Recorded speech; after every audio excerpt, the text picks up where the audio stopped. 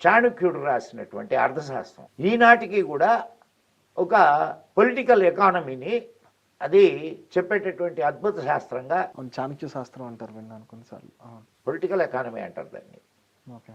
రాజు ఎట్లా పరిపాలించాలా, రాజు ఎట్లా ఆర్థిక వనరులను పొందాలా, రాజు ఎట్లా దాన్ని ఖర్చు పెట్టాలా, చాలా అద్భుతమైన శాస్త్రం. ఎవరు రాసింది? అక్కడి నుంచి వచ్చిన వాడే కదా. ఎవరు? చాణక్యుడు. విష్ణుగుప్తుడు ఆయన పేరు.